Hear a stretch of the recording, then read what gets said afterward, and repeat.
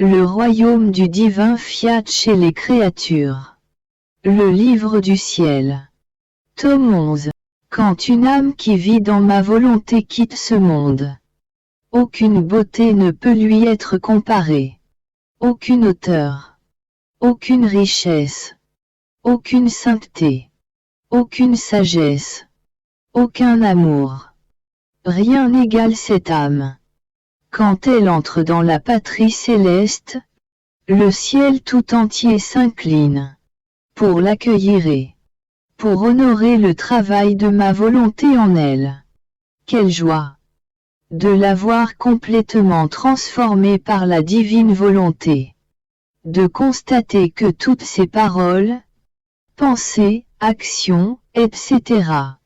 sont devenues autant de soleils dont elle est ornée, tout distinct en lumière et en beauté, et de voir s'écouler d'elle de nombreux petits ruisseaux qui inondent tous les bienheureux et se répandent sur la terre au bénéfice des âmes pèlerines. Ah, ma fille! Ma volonté est le prodige des prodiges. Elle est le chemin par excellence pour accéder à la lumière, à la sainteté et à tous les biens. Cependant, elle n'est pas connue et, donc, pas appréciée et aimée. Toi, au moins, apprécie-la, aime-la, et fais-la connaître à ceux que tu perçois comme étant disposés. Un autre jour, alors que je me sentais incapable de faire quoi que ce soit, ce qui m'accablait beaucoup, Jésus vint et, me serrant sur lui, me dit: Ma fille, ne t'inquiète pas. Essaie seulement d'être abandonnée à ma volonté et je ferai tout à ta place. Un seul instant dans ma volonté vaut plus que tout le bien que tu pourrais faire dans ta vie entière. Un autre jour, il me dit: Ma fille, l'âme qui est vraiment abandonnée à ma volonté, en tout ce qui lui arrive dans son âme et dans son corps, en tout ce qu'elle ressent et en tout ce qu'elle souffre, peut dire: Jésus souffre, Jésus est accablé. En fait, tout ce que me font les créatures m'atteint et atteint aussi les âmes où je demeure, les âmes qui vivent dans ma volonté. Ainsi, si la froideur des créatures m'atteint, ma volonté ressent cela. Et, puisque ma volonté est la vie de ces âmes, elles ressentent cela aussi. Par conséquent, plutôt que de se troubler à cause de cette froideur, comme si c'était la leur, elles doivent rester auprès de moi, pour me consoler et réparer pour la froideur des créatures envers moi. De la même manière, si elles se sentent distraites, accablées ou autres, elles doivent rester près de moi pour me soulager et pour réparer. Comme s'il ne s'agissait pas de leurs choses à elles, mais des miennes. Les âmes qui vivent de ma volonté ressentiront diverses souffrances, selon les offenses que je reçois des créatures. Elles ressentiront aussi des joies et des contentements indescriptibles. Dans le premier cas, elles doivent me consoler et réparer. Et, dans le second, se réjouir. C'est seulement ainsi que ma volonté trouve ses intérêts. Autrement, je serais attristé et incapable de répandre ce que contient ma volonté. Un autre jour, il me dit: Ma fille, l'âme qui vit dans ma volonté ne peut aller au purgatoire, cet endroit où les âmes sont purifiées de tout. Après l'avoir gardée jalousement dans ma volonté pendant sa vie, comment pourrais-je permettre au feu du purgatoire de la toucher? Au plus, il lui manquera quelques vêtements. Mais ma volonté la vêtira de tout ce qu'il faut avant de lui dévoiler la divinité. Ensuite, je me révélerai moi-même. Aujourd'hui, je me suis fusionné si intensément avec Jésus que je le ressentais totalement en moi. Il m'a dit d'une voix tendre et touchante, au point de faire craquer mon pauvre cœur. Ma fille. C'est très dur pour moi de ne pas contenter l'âme qui vit dans ma volonté. Comme tu peux le constater, je n'ai plus de mains, de pieds, de cœur, d'yeux et de bouche. Il ne me reste plus rien. Dans ma volonté, tu as pris possession de tout et il ne me reste plus rien. C'est pourquoi, en dépit de tout le mal qui inonde la terre, les châtiments mérités ne se déversent pas. C'est dur pour moi de ne pas te contenter. De plus, comment pourrais-je le faire? Si je n'ai plus de mains et que tu ne me les redonnes pas. Si c'était absolument nécessaire, je serais forcé de te les voler ou bien de te convaincre de me les rendre. Comme c'est dur pour moi de déplaire à qui vit dans ma volonté. Je me déplairai à moi-même. Je fus étonné de ces mots de Jésus. Je pouvais réellement voir que j'avais ses mains, ses pieds, ses yeux et je lui dis, Jésus, laisse-moi venir. Il répondit, permets-moi de vivre un peu plus en toi et, ensuite, tu viendras.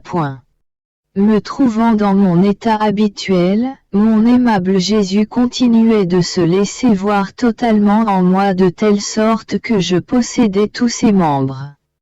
Débordant de joie, il me dit, ma fille, les âmes qui font ma volonté prennent part aux œuvres extérieures des personnes divines. Mais les âmes qui, non seulement font ma volonté, mais vivent en elle, prennent aussi part aux œuvres intérieures des personnes divines.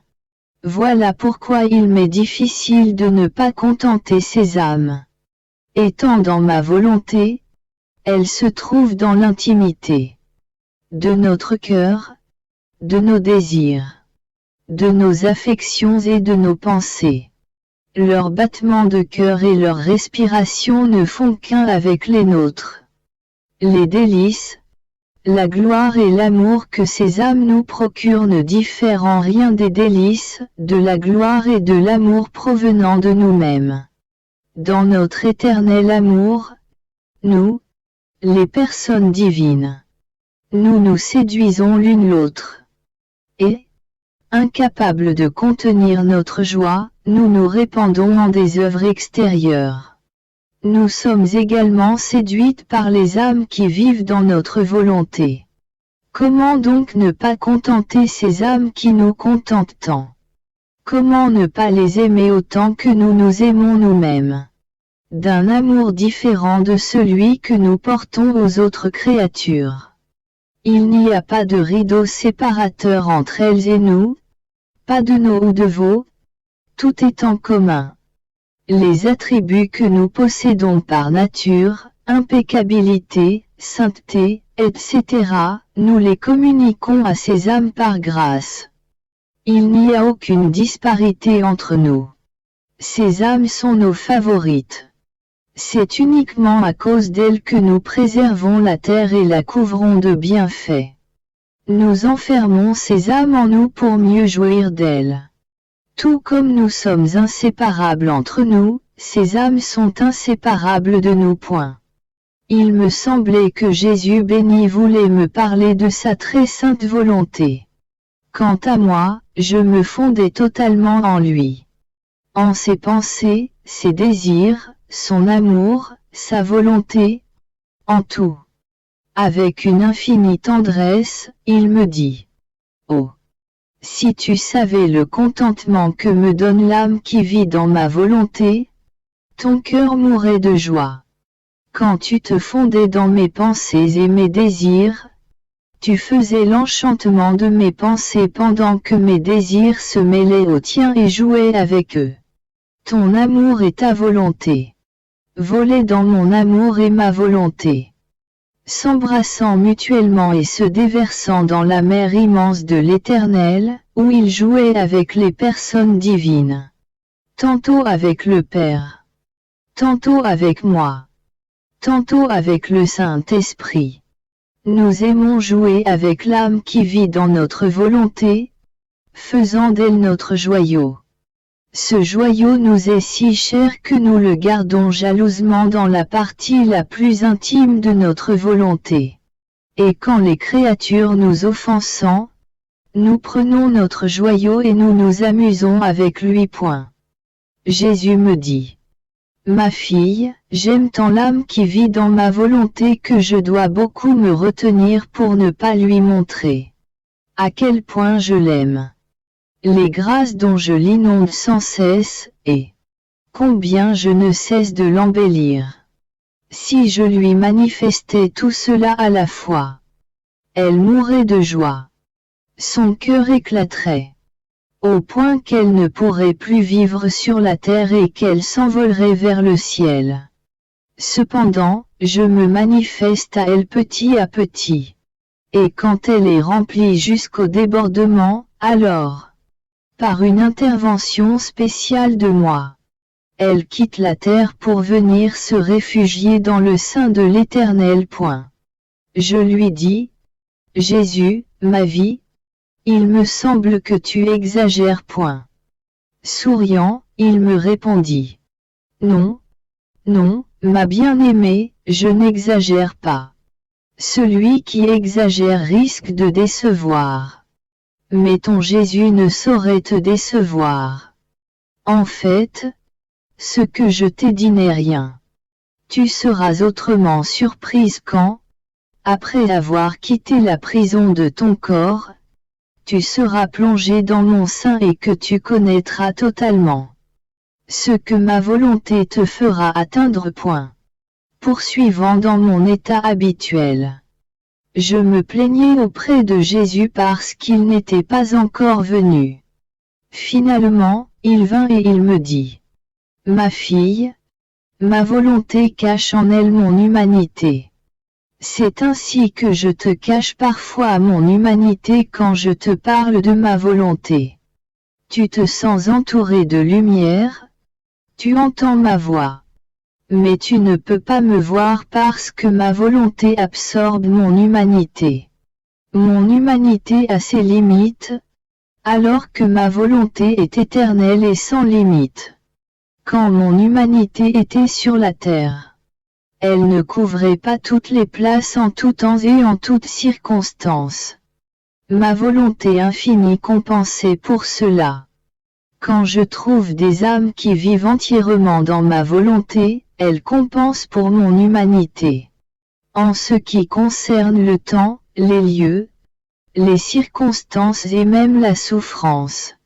Comme ma volonté vit en ces âmes, je me sers d'elle tout comme je me servais de mon humanité.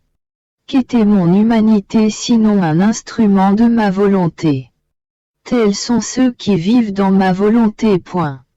Poursuivant dans mon état habituel.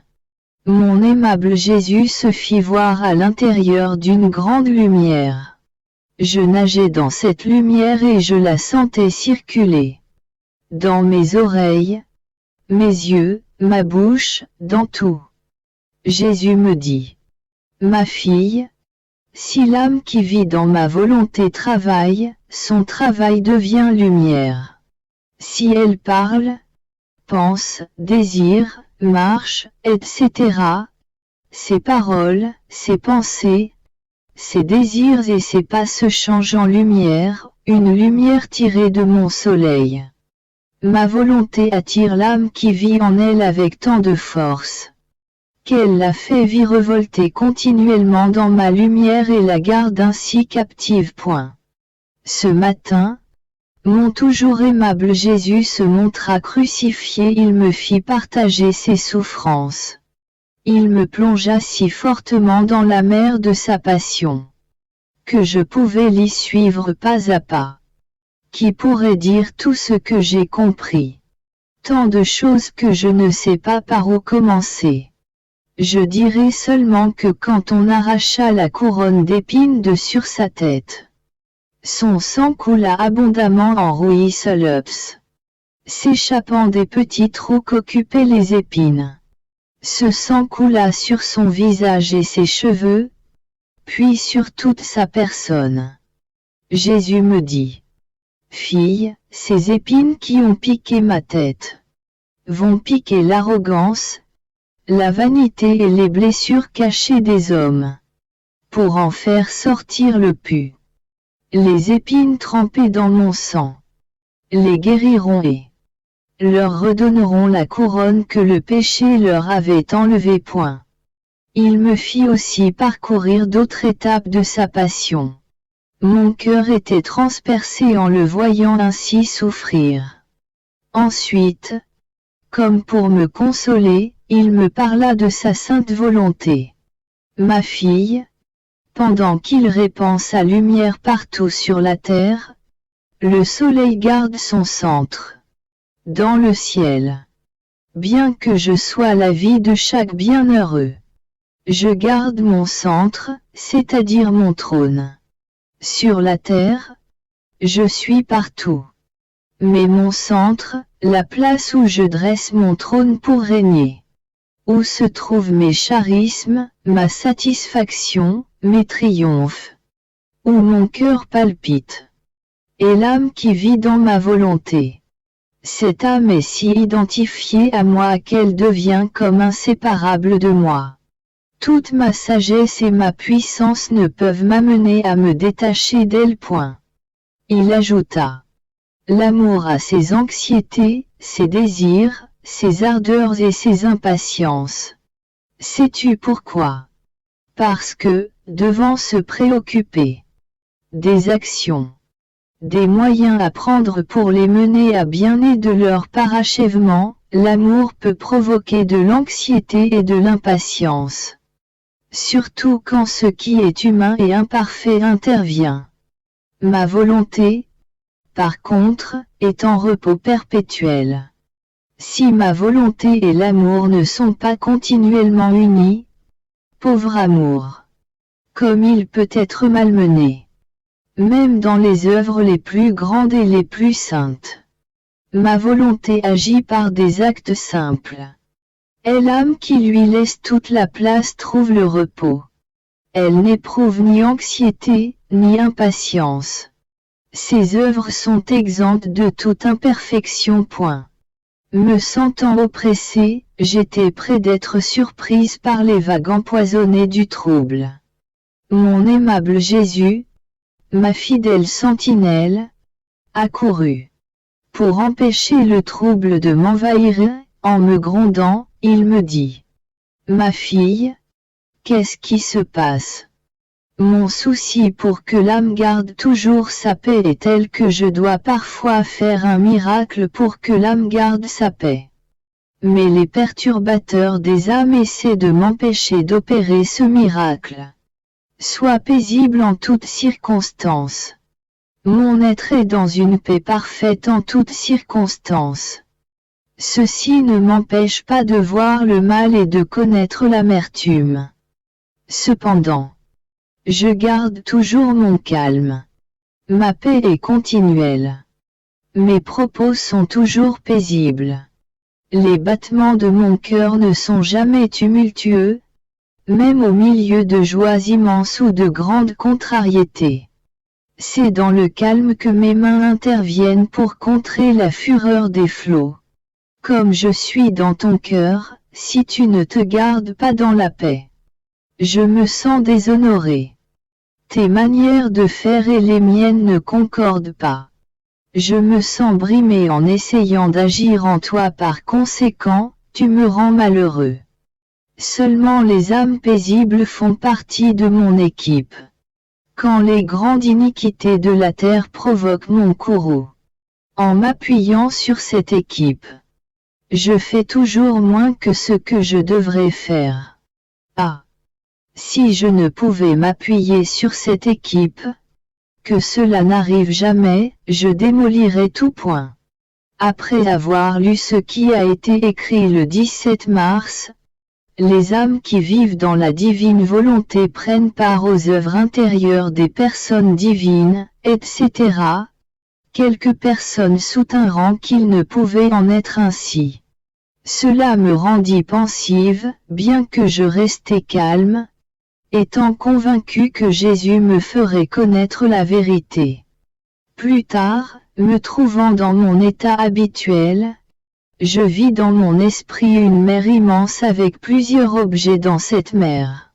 Certains de ces objets étaient petits, et d'autres plus gros.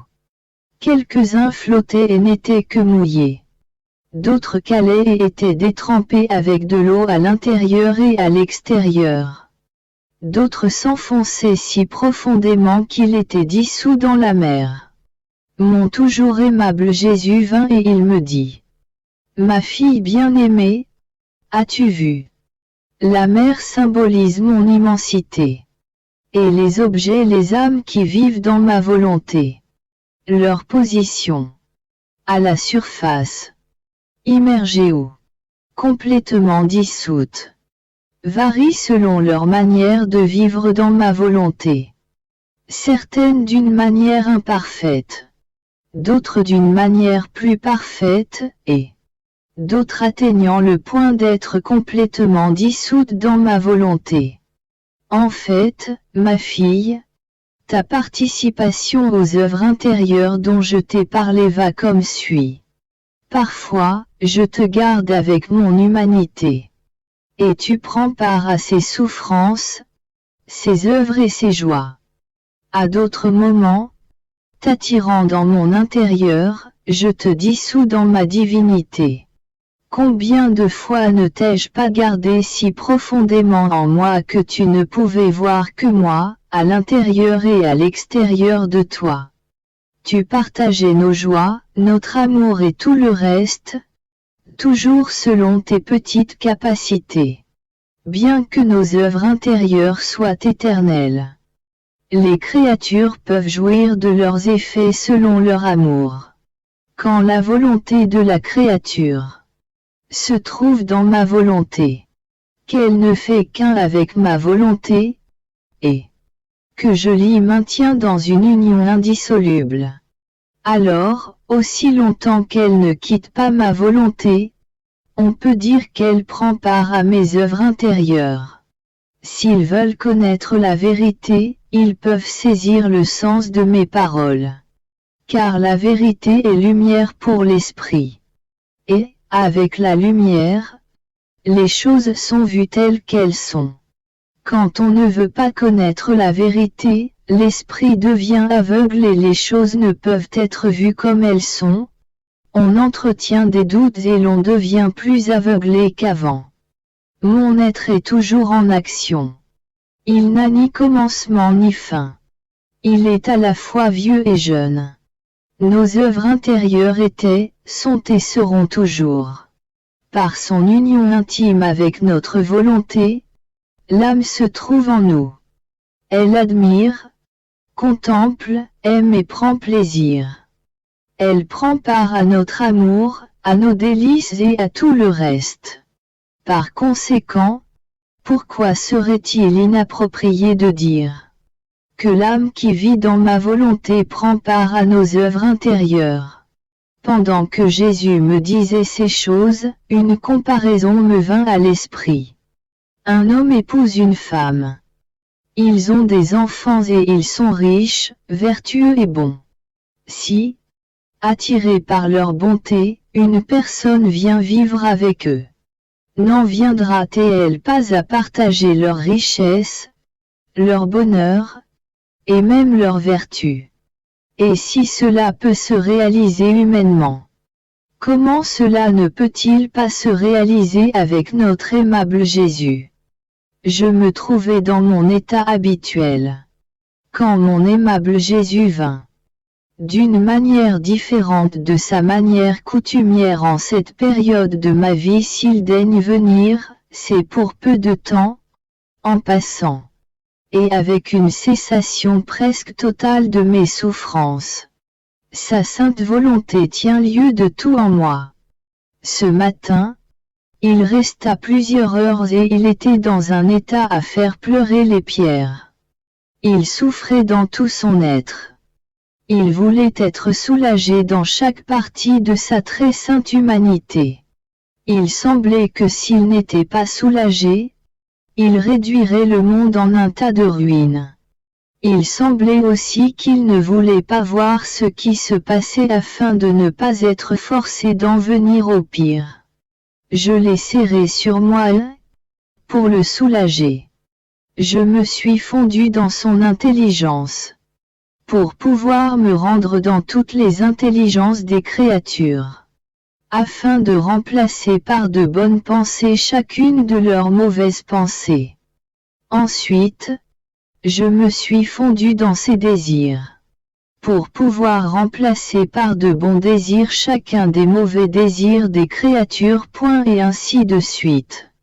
Après que je l'eusse soulagé partie par partie, il me quitta comme s'il avait été réconforté. J'offrais mes pauvres prières à Jésus. Je me demandais à qui il vaudrait mieux que Jésus béni les applique. Avec bonté, il me dit, ma fille, les prières faites avec moi et dans ma volonté peuvent être appliquées à tous sans exception. Tous en reçoivent les effets comme si elles étaient offertes pour eux seuls. Cependant, les prières agissent selon les dispositions des créatures. Par exemple, mon Eucharistie ou ma Passion sont pour tout un chacun. Mais leurs effets varient selon les dispositions personnelles des personnes. Si 10 reçoivent leurs effets, les fruits ne sont pas inférieurs au cas où seulement 5 les recevraient. Telle est la prière faite avec moi dans ma volonté. Pendant que j'écrivais les heures de la Passion, je me disais, que de sacrifices il me faut faire pour écrire ces heures bénies de la Passion, surtout quand je dois mentionner certaines choses intérieures qui se sont passées entre moi et Jésus. Quelle récompense me donnera-t-il? D'une voix tendre et douce, il me dit, ma fille, pour chaque mot que tu as écrit, je te donnerai un baiser, une âme. Je repris, mon amour, cela est pour moi. Mais que donneras-tu à ceux qui les feront? Il me dit, s'ils les font avec moi dans ma volonté, je leur donnerai aussi une âme pour chaque mot qu'ils réciteront. En fait, l'effet sera petit ou grand suivant la grandeur de leur union avec moi. En les faisant dans ma volonté, la créature se cache en elle. Comme c'est ma volonté qui agit, je peux produire tous les biens que je veux, même à travers un seul mot. Une autre fois, je me plaignais à Jésus en constatant qu'après tant de sacrifices pour écrire ces heures, très peu d'âmes les font. Il me dit, ma fille, ne te plains pas. Même s'il n'y avait qu'une seule âme qui les faisait, tu devrais être contente. N'aurais-je pas souffert ma passion au complet même s'il n'y avait eu qu'une âme qui allait être sauvée? De même pour toi. On ne doit pas omettre de faire le bien sous prétexte que peu de gens en profiteront. Le dommage sera du côté de ceux qui ne voudront pas en profiter. Ma passion fit acquérir à mon humanité le mérite nécessaire pour que tout soit sauvé, même si certains ne veulent pas en profiter. La même chose pour toi. Tu seras récompensé dans la proportion où ta volonté aura été identifiée à la mienne et aura voulu le bien de tous. Tout le dommage est du côté de ceux qui, bien qu'ils en soient capables, ne les font pas. Ces heures sont très précieuses parce qu'elles ne sont rien d'autre que la répétition de ce que j'ai fait au cours de ma vie mortelle et que je continue de faire dans le très saint sacrement. Quand j'entends ces heures, j'entends ma propre voix, mes propres prières.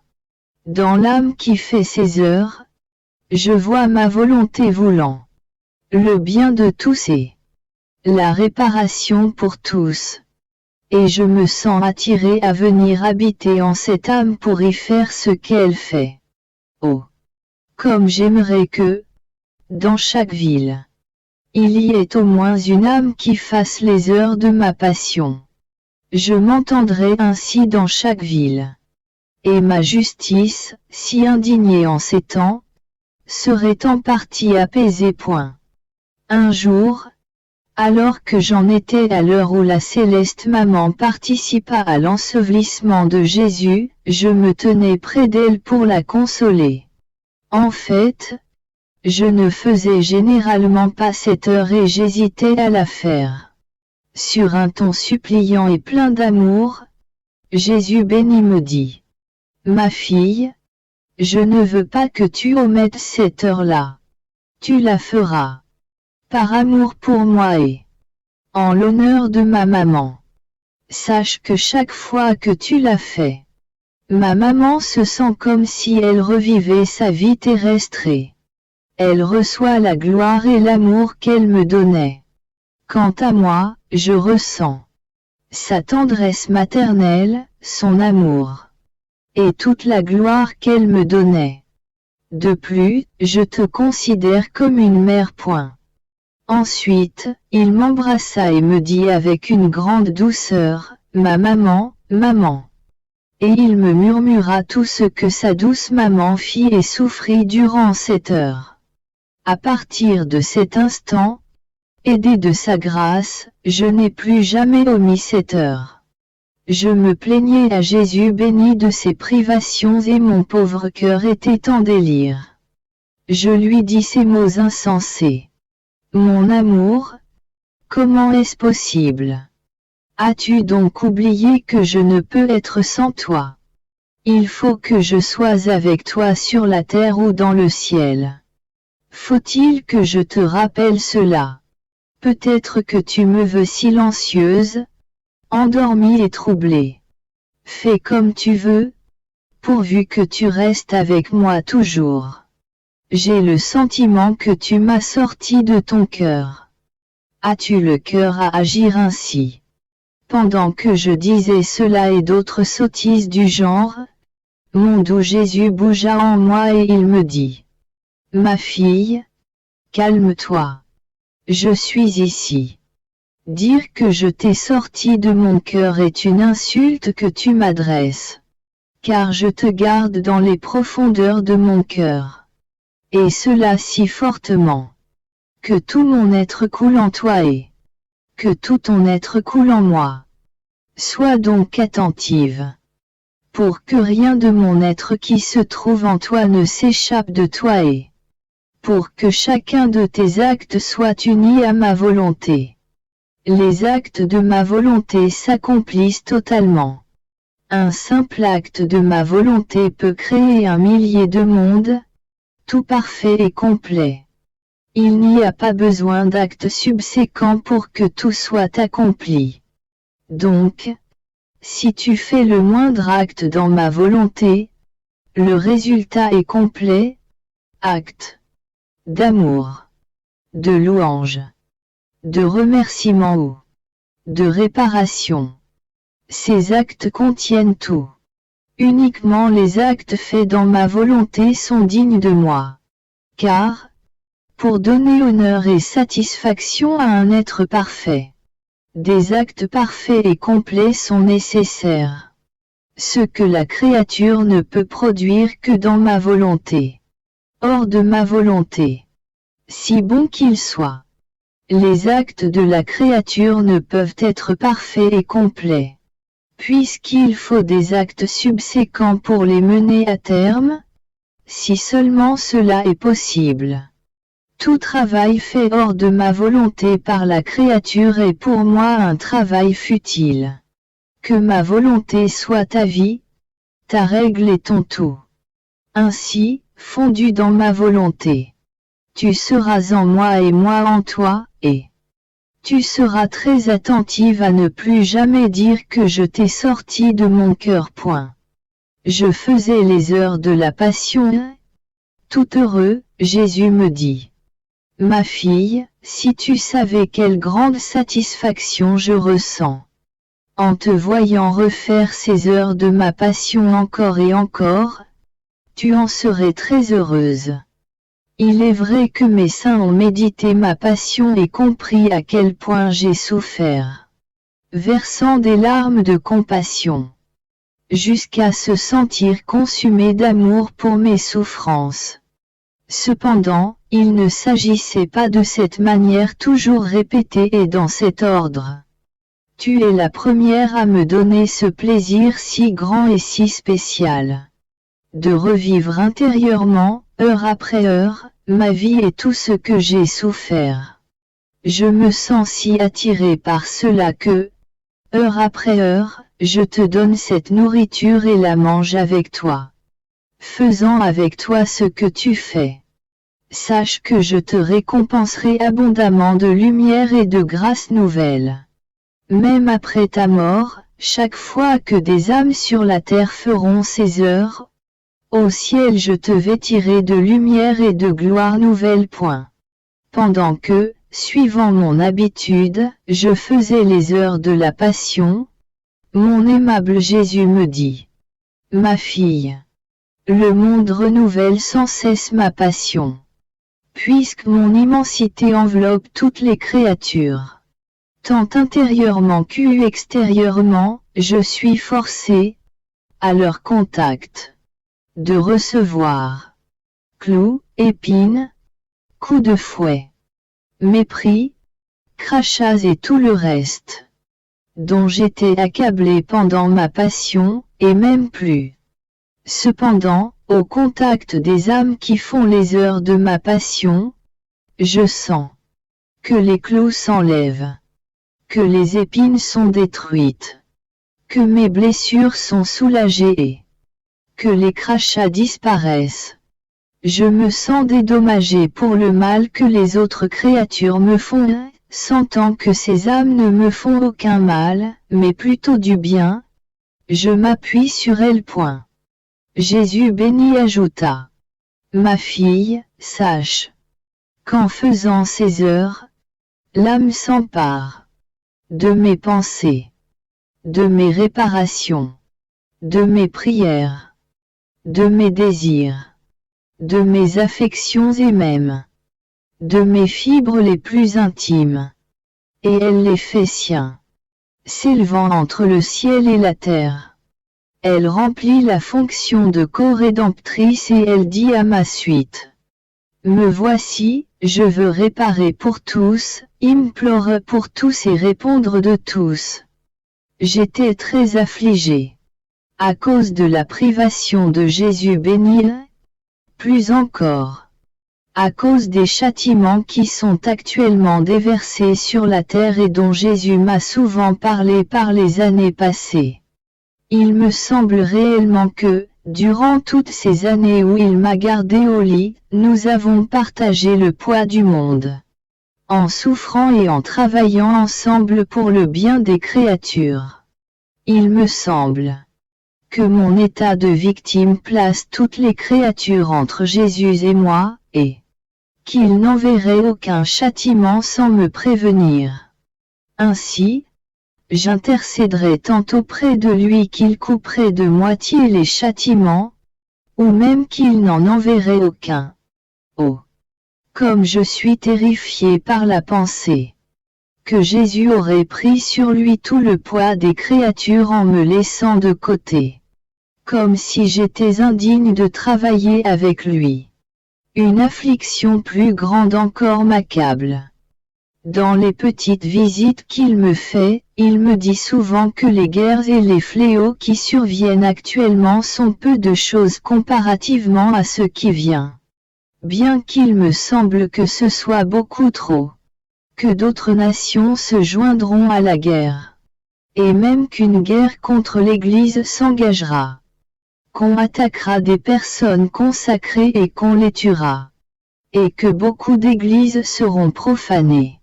En réalité, depuis à peu près 2 ans, j'ai omis d'écrire sur les châtiments que Jésus me montre.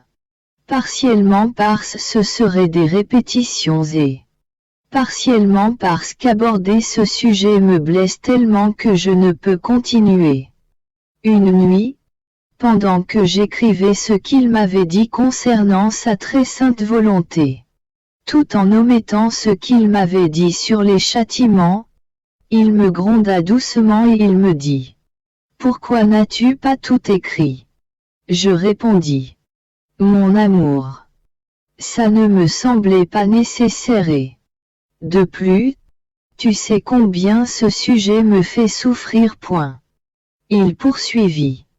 Ma fille, si ce n'était pas nécessaire, je ne t'en parlerai pas. Puisque ton état de victime est rattaché aux événements que ma providence aménage pour les créatures. Comme le lien qui existe entre toi, moi et les créatures. De même que tes souffrances pour prévenir les châtiments, sont mentionnées dans tes écrits. Ces omissions seraient remarquées. Tes écrits paraîtraient comme boiteux et incomplets. Alors que je ne sais pas faire des choses boiteuses et incomplètes. Haussant les épaules, je dis. C'est trop dur pour moi de faire cela. De plus, qui peut se souvenir de tout? Il dit en souriant. Et si après ta mort, je mettais une plume dans tes mains, une plume de feu, qu'en dirais-tu au purgatoire? C'est pourquoi j'ai décidé que, dorénavant je parlerai des châtiments. Et j'espère que Jésus me pardonnera mes omissions. Et comme j'étais très affligé, Jésus me prit dans ses bras et il me dit. Ma fille, garde ta bonne humeur. L'âme qui vit dans ma volonté n'est jamais séparée de moi. Elle est avec moi dans mon travail, dans mes désirs, dans mon amour. Elle est avec moi en tout et partout. Comme je veux tout des créatures, affection, désir, etc. Mais que je ne l'obtiens généralement pas. Je reste quand même auprès d'elle dans l'espoir de faire des conquêtes. Ces désirs étant exaucés par les âmes qui vivent dans ma volonté. Je me repose auprès d'elles, mon amour se repose dans leur amour. Il ajouta. Je t'ai donné de très grandes choses qui, si l'on peut dire, constituent ma vie. Ma divine volonté et mon amour. Ils furent le support de ma vie et de ma passion. Je ne veux rien de toi sauf ceci. Que ma volonté soit ta vie, ta règle. Que rien en toi, petit ou grand, ne lui échappe. Cela portera ma passion en toi. Plus tu te tiendras près de ma volonté, plus tu sentiras ma passion en toi. Si tu laisses couler ma volonté en toi, elle fera couler ma passion en toi. Tu la sentiras couler dans tes pensées et dans ta bouche. Ta langue sera imbibée d'elle, réchauffée par mon sang.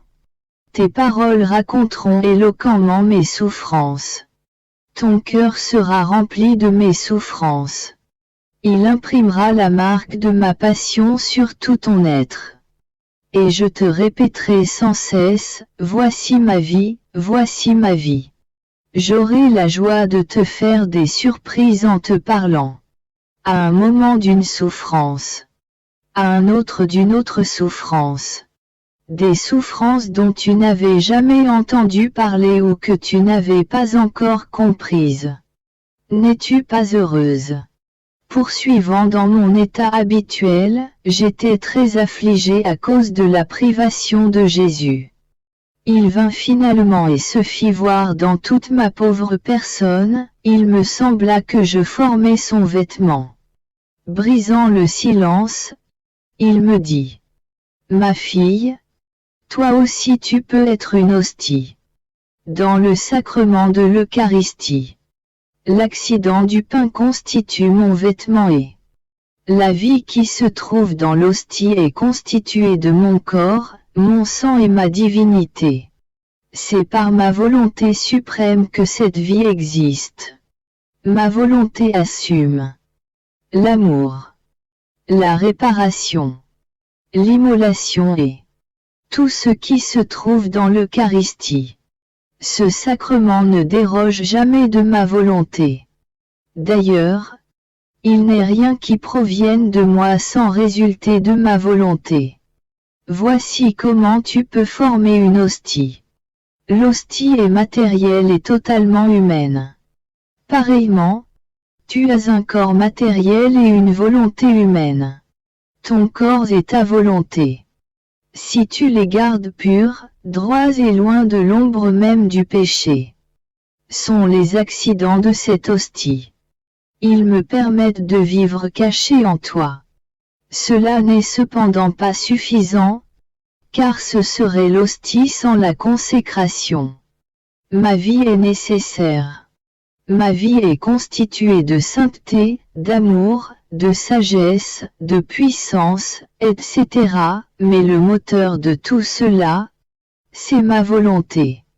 Après avoir préparé l'hostie, tu dois faire mourir ta volonté en elle, laquelle tu dois bien cuisiner afin qu'elle ne renaisse pas. Ensuite, tu dois laisser ma volonté pénétrer tout ton être. Ma volonté, qui contient toute ma vie, fera la vraie et parfaite consécration. Ainsi, la pensée humaine n'aura plus de vie en toi. Il n'y aura que la pensée de ma volonté. Cette consécration mettra ma sagesse dans ton esprit. Il ne s'y trouvera plus de vie. Pour ce qui est humain, pour la faiblesse, pour l'inconstance, elle mettra en toi la vie divine, la force d'âme, la fermeté et tout ce que je suis. Ainsi, chaque fois que tu laisseras ta volonté, tes désirs, tout ce que tu es et tout ce que tu dois faire couler dans ma volonté, je renouvellerai ta consécration, et je continuerai de vivre en toi comme dans une hostie vivante.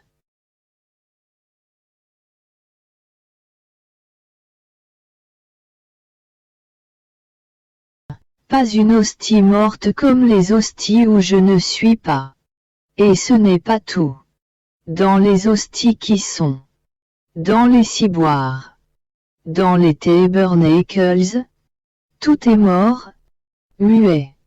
Il ne s'y trouve pas la sensibilité d'un battement de cœur, d'un élan d'amour. Si ce n'était du fait que j'y attends les cœurs pour me donner à eux, j'y serais très malheureux. Mon amour serait frustré. Ma vie sacramentelle serait sans but. Si je tolère cela dans les tabernacles, je ne le tolère pas chez les hosties vivantes. La vie a besoin de nourriture. Dans l'Eucharistie, je veux être nourri de ma propre nourriture.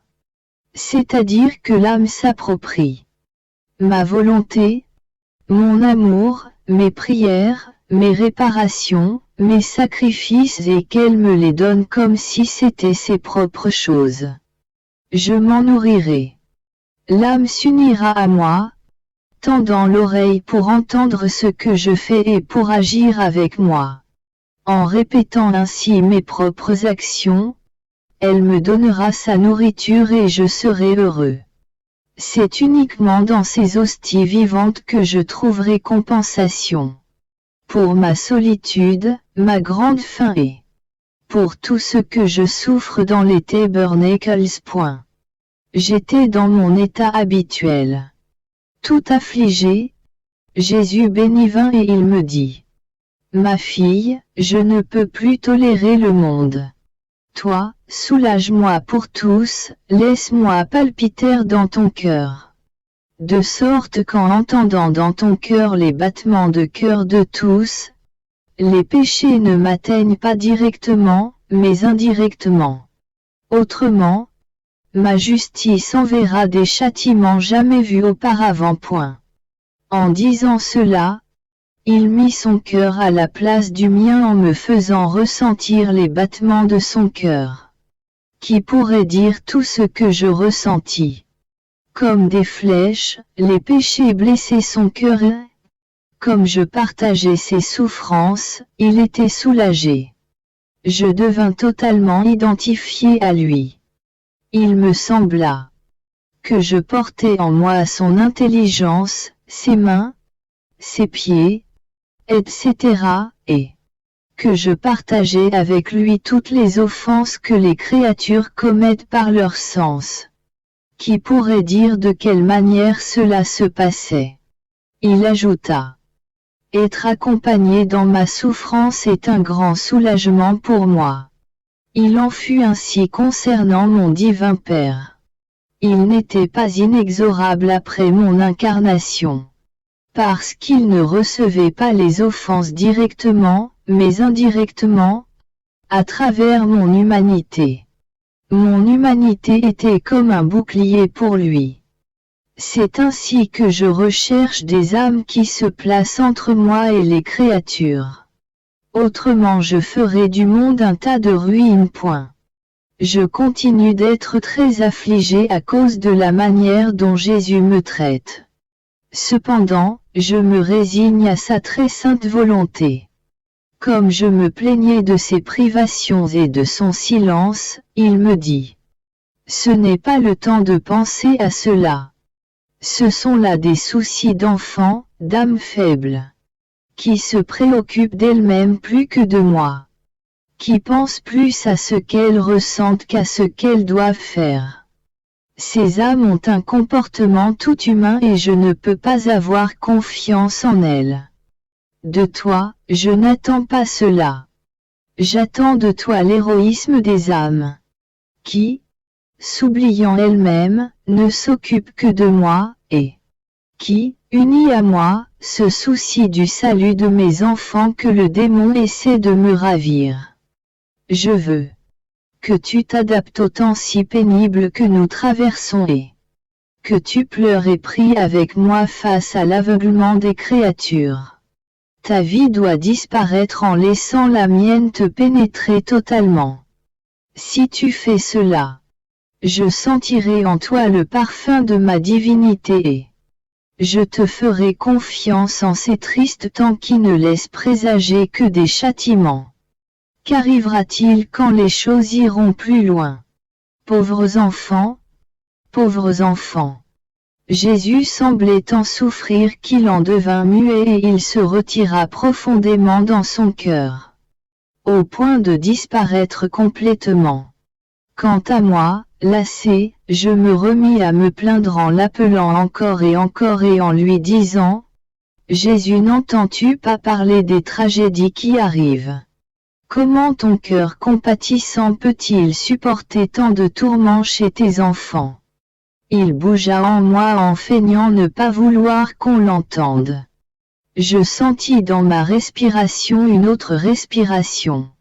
Une respiration palpitante accompagnée de râlements. C'était la respiration de Jésus. J'en reconnaissais la douceur.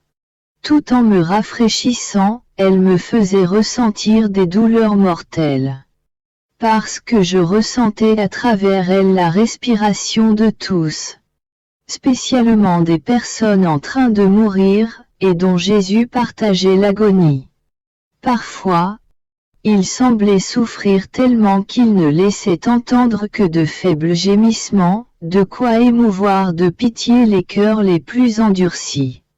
Ce matin, comme je continuais de me plaindre, il vint et il me dit. Ma fille, l'union de nos volontés est telle que la volonté de l'un ne peut être distinguée de celle de l'autre. C'est l'union des volontés qui forme la perfection des trois personnes divines. Parce que étant égaux dans nos volontés, nous sommes aussi égaux. En sainteté, en sagesse, en beauté, en puissance, en amour, et en tous nos autres attributs. Nous nous contemplons l'un l'autre. Et notre satisfaction est si grande que nous en sommes pleinement heureux. Chacun se réfléchit sur l'autre et y déverse ses immenses mers des joies divines. S'il y avait la moindre dissemblance entre nous, nous ne pourrions être parfaits ni parfaitement heureux. Quand nous avons créé l'homme, nous lui avons infusé notre image et notre ressemblance, pour le combler de notre bonheur et pour qu'il soit notre enchantement. mais il a brisé le chaînon fondamental qui le reliait à son Créateur, la divine volonté, perdant ainsi le vrai bonheur et permettant au mal de l'envahir. En conséquence, nous ne pouvons plus nous délecter en lui. C'est seulement en les âmes qui font notre volonté en toutes choses que cela se produit. C'est en elles que nous pouvons pleinement jouir des fruits de la création. Même chez les âmes qui pratiquent quelques vertus, qui prient et reçoivent les sacraments, si elles ne sont pas conformes à notre volonté, nous ne pouvons nous reconnaître en elles.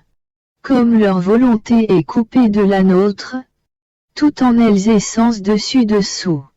Donc, ma fille, accomplis ma volonté toujours et en toutes choses et ne te préoccupe de rien d'autre. Point. Je lui dis. Mon amour est ma vie. Comment puis-je me conformer à ta volonté en ce qui a trait aux nombreux châtiments que tu envoies?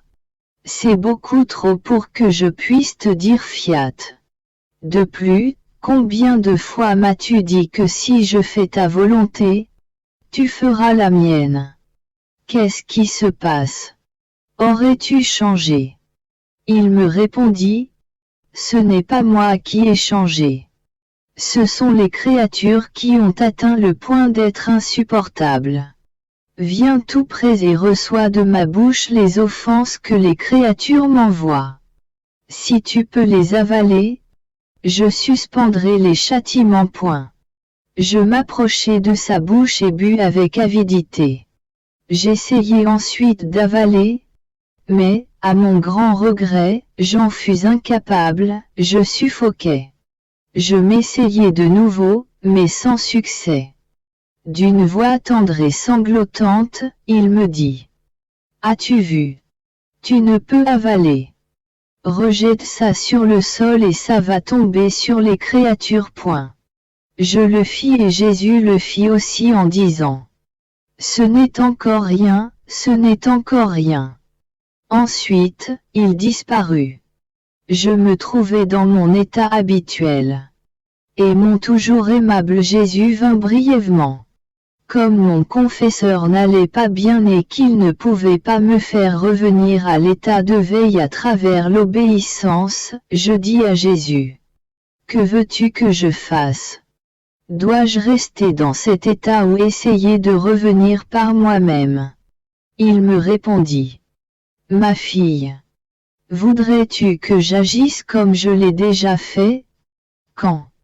Non seulement je te commandais de rester dans cet état, mais que je m'arrangeais pour que tu ne puisses recouvrer tes sens qu'à travers l'obéissance. Si je faisais ainsi actuellement, mon amour serait lié et ma justice ne pourrait se déverser complètement sur les créatures. Et tu pourrais me dire. Tout comme tu m'as attaché à l'état de victime par amour pour moi et par amour pour les créatures, je t'attache à mon tour pour que ta justice cesse de se déverser sur les créatures. Ainsi, la guerre et la préparation d'autres nations à la guerre s'envoleraient en fumée. Je ne peux pas, je ne peux pas. Au plus, si tu veux rester dans cet état. Ou si le confesseur veut que tu y demeures. J'aurai quelque indulgence pour Corato. Et j'accorderai quelques adoucissements ailleurs. Les choses se corsent et ma justice ne te veut absolument pas dans cet état, afin que je puisse envoyer plus de châtiments et faire en sorte que d'autres nations entrent en guerre pour abaisser l'orgueil des créatures. Qui trouveront la défaite là où elles s'attendent à la victoire. Mon amour pleure, mais ma justice demande satisfaction. Ma fille, patience. Puis il disparut.